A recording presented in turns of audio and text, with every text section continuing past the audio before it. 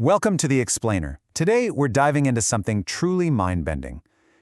We spend so much time building up our intellectual logic to understand reality, but what if logic is just a ladder, and we actually need to let go of it entirely to reach the roof? Today, we're exploring an ancient text that challenges everything we know about how our minds grasp the world, guiding us step-by-step into a state of pure, thought-free Samadhi. Let's get right into it. Our source for today is the noble Dharaṇi Entering into Non-Conceptuality. It's a massively influential Yogacara Sutra, and we're looking at the beautiful modern translation brought to us by the Dharma Chakra Translation Committee under the 84,000 Initiative. This text is practically the ultimate guide for what the great master Atisha called the Supreme Person, moving completely beyond intellectual logic. Here's our roadmap for today. We'll start with the trap of concepts, move through the 4 stages of letting go, check out a really brilliant mining analogy, uncover the wish-fulfilling jewel, and finally, explore what it means to have a mind like open space. All right, part 1, the trap of concepts. To really grasp this, we have to look honestly at how our minds operate. Our sources present a pretty stark philosophical problem. Thought is literally the architect of our suffering. From the second we wake up, our brains project this complex grid onto the world. We're constantly labeling and trapping reality into strict concepts. You look at a tree, you think tree. You look at yourself, you think me. And as long as we keep conceptualizing the world like this, we're completely stuck in it. Sure, abandoning material desires, money, fame, that's standard practice, right? But this text asks a much deeper question. Can you stop conceptualizing even your own enlightenment? There's this revolutionary claim in the Dharaṇi. Thought, the great ignorance, makes us fall into the ocean of samsara. It's a dark, turbulent ocean where waves are just concepts like me, mine, good, and bad. What if your very desire to attain enlightenment is just another conceptual wave keeping you drowning in that ocean?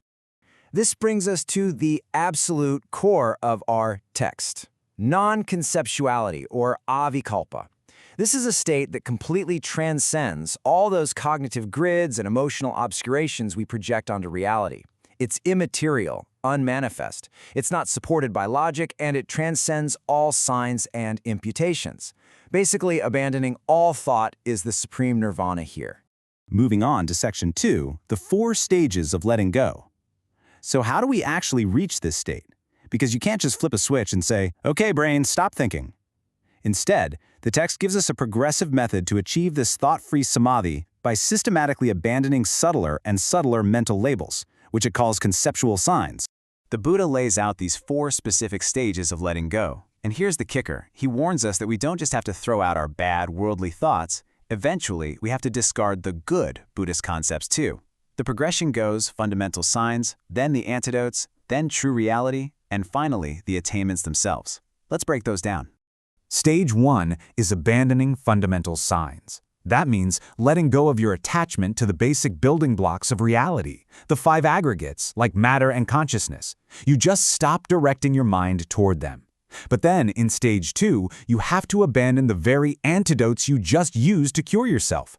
You stop conceptualizing the 6 perfections, like generosity and discipline. You literally can't think, wow, I'm being so perfectly generous right now, because that's just another trap. Then we get the ultimate twist. In stage 3, the practitioner actually has to let go of the concepts of true reality, even traditional designations for the ultimate, like emptiness. If you're clinging to the concept of emptiness, you're entirely missing the point. And finally, stage 4. You abandon any conceptual signs of attainments. No fixating on progressing through the bodhisattva levels, or even achieving omniscience itself. You just let it all go. Section 3. The mining analogy. Look, I know this sounds incredibly abstract. Abandoning the idea of omniscience to achieve omniscience is a paradox. But to make it tangible, the Buddha offers this genuinely brilliant analogy about excavating the earth. He compares the practitioner to someone digging for a wish-fulfilling jewel buried deep underground. Imagine a wise guide telling you, beneath this solid, hard sheet of rock, there's a great trove of precious minerals, a wish-fulfilling jewel. But to get it, you have to keep digging past all the lesser treasures. This is basically our decoder ring for the metaphor. The bedrock, that represents the fundamental signs, our basic physical and emotional attachments. You dig past the bedrock and hit silver, which represents the antidotes like discipline. But if you stop there, you miss out. So you dig deeper, you find gold, that's the concept of true reality or emptiness. Dig further, you find various gemstones, which are the spiritual attainments. To reach the actual jewel, you literally have to relentlessly dig past all of those incredibly precious but ultimately conceptual layers. Which brings us to section 4, the wish-fulfilling jewel. Once you've dug through all those layers, abandoning the silver of antidotes, the gold of emptiness, the gems of attainment, you finally hit the bottom of the excavation. You strike the true treasure. Finding this great treasure represents finally experiencing the non-conceptual realm. And there's a really distinct shift that happens here. See, prior to finding the jewel, all that digging required intense effort, right? You had to actively force your mind not to focus on concepts. But once that jewel is unearthed, the experience of the non-conceptual realm just happens. No volition, no effort. You just effortlessly reside in it. But right at the finish line, here comes the ultimate paradox. To truly remain in this realm, the text warrants you cannot even entertain the thought, this is the non-conceptual. Because the second your brain fires up and says, wow, I'm doing it. I'm totally non-conceptual right now. Boom, you're right back in the trap. You've just turned the experience into another label. You have to let go of the label of the goal itself. Section 5, mind like open space. So what actually happens when a practitioner finally achieves this thought-free stability?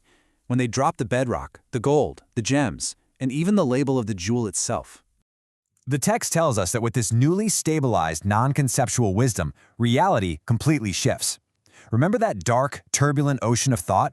Well, the Dharaṇi says, non-thought is clear as the sky. The conceptual clouds just dissipate. All phenomena become indistinguishable from the limitless expanse of open space. They appear to you merely as illusions or echoes. They're like the reflection of the moon in water, appearing vividly, sure, but you know you absolutely can't grasp them. And resting in this thought-free samadhi isn't just zoning out into an empty void. It is incredibly dynamic. The practitioner, who the text calls the child of the victor, attains the power of sustaining great bliss, a vast mental capacity, and the ability to effortlessly benefit all beings.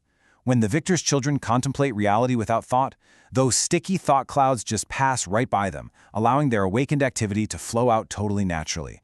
The Buddha concludes by emphasizing just how staggering the power of this text really is. He states that merely taking up this discourse, reciting it or writing it down, generates merit that is far greater than giving away your physical body as many times as there are grains of sand in the river Ganga. It's a profound testament to the sheer, liberating power of pointing your mind toward non-conceptuality. As we wrap up this explainer, I want to leave you with this to ponder. For masters like Atisha, the logic of the middle way is the ladder, but this state of non-conceptual wisdom, that's the roof. We all have these golden ideas we cling to, right? Maybe it's our identity as a good person, our strict definitions of success, or even our rigid ideas about spirituality. So what valuable, shining concepts are you clutching tightly right now that you might actually need to dig past to uncover your own true limitless mind? Think about it. Thanks for joining me today, and keep digging.